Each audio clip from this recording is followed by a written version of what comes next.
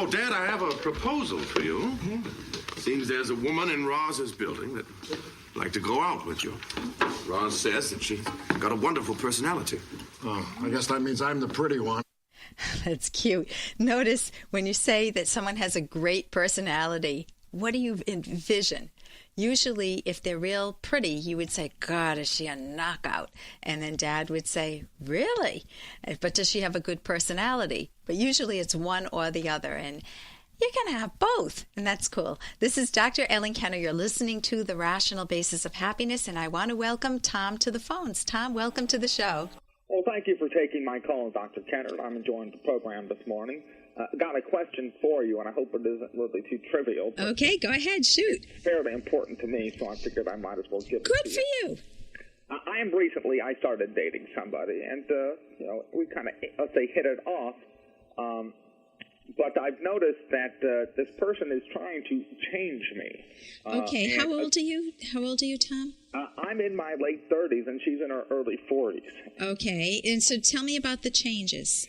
And I suppose in some people's mindsets it might be all for the better, but for me it's something that is fairly dramatic in the sense that it's something that not only do I not wish to do, even if one can rationalize if it's even for the better. I don't want to even say that I'm set in my ways. I just wish to be comfortable, and to try to change me is going to make me uncomfortable. Can you give me an example? What's the one that bugs you? Total example. The one that bugs you the most. I can't wear the blue jeans. Got to wear black slacks. Okay. That is a change in lifestyle that I don't wish. Not only do I not wish to take part of, it's one that it just isn't going to happen. I'm sorry to say that, and that's just one instance. But you look I'll be her for a minute. You look so much nicer in the black slacks. I mean, you look handsome. Okay, and why do you have to wear these worn-out jeans or these? They're not worn-out jeans, by the way, but that would be her opinion. That would be her opinion, and she's entitled to it. And But can't you do it just? I mean, if you love me, you could do it for me. Well, then I guess I don't love you. Okay, so jeans win. Okay, notice it's your own choice making that you're fighting for. If you, on your own, say a decade from now, decide that you want to try on some black slacks and you like the look on you and you're sick of the jeans and you want a change of pace, that's different because it's coming from you. Well, of course that would be different. So tell me how else she's doing a whole mamakeover on you, right? No, it's the whole makeover. Okay, give me more. What else? Oh, I guess a different hairstyle. Okay. I mean, it's all this external type of stuff that honestly, like I said, and I am comfortable within myself. I don't have a problem getting a date when it comes to Saturday night, and I'm just being put through the much more of a roller coaster than I wish to be put through. Why are you staying with her? What's the value? Well, there is no value, I guess. I mean, I guess something kept you. How long have you been dating her? Oh, it's been about 3 or 4 months. Okay, what's kept you there for 3 or 4 months? Is she pretty? She's pretty enough, but there's plenty of good-looking women out there. So it's. I just don't like to. Maybe it's a matter of just a defeatist attitude. I often feel that when one is comfortable with another person, they might as well enjoy it for as long as they possibly can. And I mean, it might be a natural impulse to go around and troll, but that isn't necessarily my style. If I can all prevent it. Okay, so would you like a long-term romance then? You don't want to just go enjoy one woman for as long as you can, and I think that's reasonable. You do want a long-term relationship. It's not even a question of wanting it. That's reasonable. In this day and age, certainly, it's obviously preferable, I think, to most people probably listening to the program. Okay, so if that's your goal, Tom, then partly whenever two people get together, they will have different styles, different preferences, and many people, I mean, it would be perfectly ideal that that my husband would like my hair the way it used to be, which was frizzy.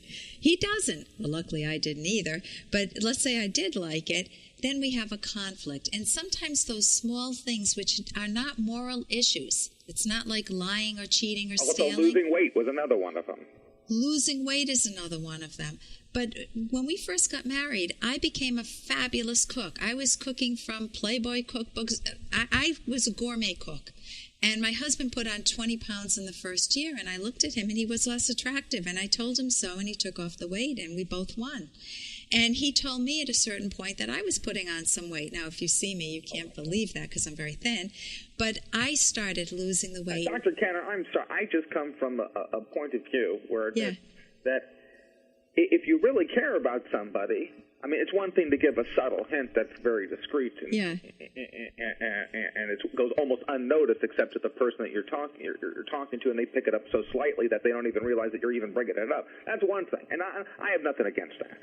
But to go ahead and tell somebody that you care about that to change in such an abrupt way, and that they are so dissatisfying in the way that they are, I am sorry, I got a problem with that. Okay, it's almost of a level that I cannot comprehend. Okay, one of the main goals that you want in a relationship is to feel visible, to be loved for the person that you are. That type of psychological visibility is what draws us to people. And that's what you want to cherish in any relationship. If somebody, like a critical parent, is always saying, I don't like your hair, I don't like that you wear jeans, you're too fat, I don't like this job, why don't you get a new job? Why can't you that was another one on the list, Dr. Kenner.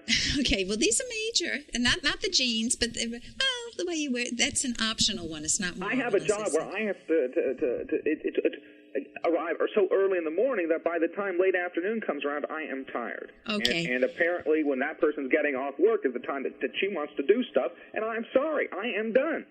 Okay, so... And it's another problem, and she just can't understand that. I wrote a book with Dr. Ed Locke. Go to the chapter on finding a soulmate, chapter 5, and it would show you how complicated it is to find somebody who's a good match for you, because you need to match not only on, is she a moral person, a good person, is she a person who's working, but you need to match on all of these nuances that are very significant. I'm calling them nuances. Certainly are. But if you feel like you've got a critical parent around you, and every time she looks at you, she sees funny hair, and she sees a guy who doesn't have the career she wants the guy to have. You're not a Ken doll, and she's not a Barbie doll. You can't make each other into you can't dress each other the way you want. There is some give and take in a relationship, but as you said, it's done with tact. It's done subtly. It's done with loving tenderness, not with the critical parent approach. I mean, Dr. Kenner, I got to tell you, this is something I would never in a million years have said to her. Yeah. But if I wanted to be critical, I could certainly take. I could have been so critical that I would. Not only would I have damaged her psychologically, it would have been, I think, the end of any kind of relationship. I don't know how we could continue or proceed it after I said such hurtful things. Okay, you want to respect yourself, obviously. So it sounds like you are sick and tired of her, and you want to break it off. And I just threw in the towel on the whole thing. Okay, but if you want to prevent that in the future, there is some give and take in all relationships. Dr. Kenner, I believe it. I have no problem with a little give and take.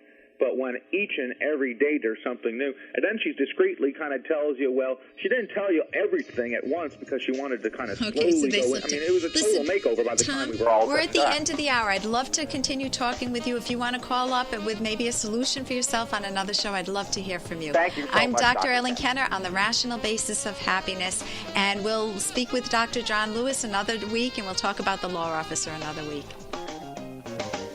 Here's an excerpt from The Selfish Path to Romance, the Serious Romance Guidebook by clinical psychologist Dr. Ellen Kenner. When partners disagree on important things, it makes romance harder.